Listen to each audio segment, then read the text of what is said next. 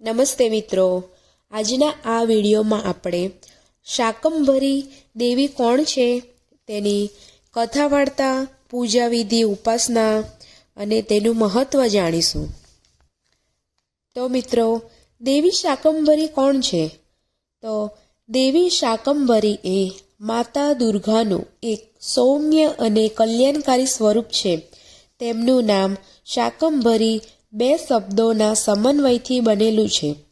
શાક એટલે શાકભાજી, ફળ, અનાજ, વનસ્પતિ અને ભરી એટલે ધારણ કરનાર અથવા પોષણ કરનાર.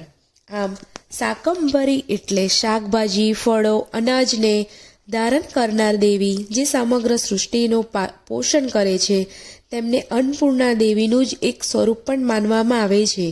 તેમની 4 ભુજાઓ હોય છે, જેમાં તેઓ ધનુષ્ય, બાણ, કમળ અને શાક, ફળ ધારણ કરેલા હોય છે. તેમનું વાહન સિંહ છે. તેમની દ્રષ્ટિ કરુણામયી અને શીતળ હોય છે. શાકંભરી નવરાત્રિ વિશે પૌરાણિક કથા સાંભળીશું. માર્કંડેય પુરાણમાં વર્ણવેલી દેવી મહાત્મ્ય અને દેવી ભાગવત પુરાણમાં દેવી શાકંભરીની ઉત્પત્તિ અને મહત્વ વિશેની કથા જોવા મળે છે. કથા અનુસાર પ્રાચીન સમયમાં દુર્ગમા નામનો એક શક્તિશાળી રાક્ષસ હતો, જેણે બ્રહ્માજી પાસેથી વરદાન મેળવીને 3 લોકમાં ભય અને આતંક ફેલાવી દીધો હતો. તેણે એવું વરદાન મેળવ્યું હતું કે વેદોનું જ્ઞાન તેના કબજામાં આવી ગયું, જેના કારણે દેવો યજ્ઞ અને પૂજા કરી શકતા ન હતા. પરિણામે વરસાદ ન થયો અને પૃથ્વી પર 100 વર્ષ સુધી ભયંકર દુકાળ પડ્યો. દુકાળના કારણે નદીઓ, સરોવરો અને કૃષિ ભૂમિ સુકાઈ ગઈ. મનુષ્યો, પ્રાણીઓ અને વનસ્પતિઓ ભૂખ અને તરસથી પીડાઈ રહ્યા હતા.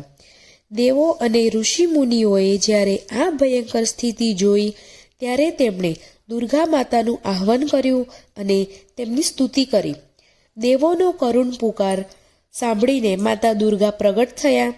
તેમની આંખોમાંથી 9 દિવસ સુધી અવિરત અશ્રુધારા વહેતી રહી, જેનાથી સમગ્ર પૃથ્વી પર પાણી ફરી વળ્યું અને દુકાળગ્રસ્ત ભૂમિ ફરી જીવંત બની.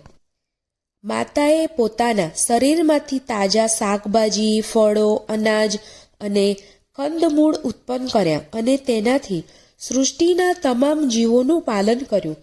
તેમણે પોતાના હાથે શાકભાજી ધારણ કર્યા હોવાથી તેમનું નામ શાકંભરી પડ્યું. માતા શાકંભરીએ ત્યારબાદ રાક્ષસ દુર્ગમાનો વધ કર્યો અને વેદોનું જ્ઞાન દેવોને પાછું સોંપ્યું. આમ દેવી શાકંભરીએ દુકાળમાંથી સૃષ્ટિને ઉગારી અને અન્ન, પાણી તથા જીવનનું રક્ષણ કર્યું. આ ઘટના પોષ મહિનામાં બની હતી, તેથી આ સમયગાળાને શાકંભરી નવરાત્રિ તરીકે ઉજવવામાં આવે છે.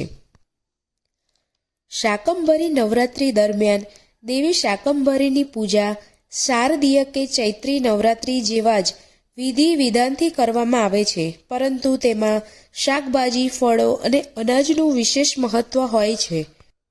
શાકંભરી નવરાત્રિના ઘણા બધા ફાયદાઓ થાય છે, જેમ કે ભૂખમરો, ગરીબીનો નાશ થાય છે, સમૃદ્ધિ અને ખુશી મળે છે, સ્વસ્થ અને લાભ થાય છે, વિઘ્ન અને સંકટો દૂર થાય છે, વાતાવરણમાં શુદ્ધિકરણ થાય છે, મોક્ષની પ્રાપ્તિ થાય છે. અન્ય નવરાત્રિઓની જેમ શાકંભરી નવરાત્રિ દરમિયાન ભક્તો ત્યાગ અને સંયમનું પાલન કરે છે.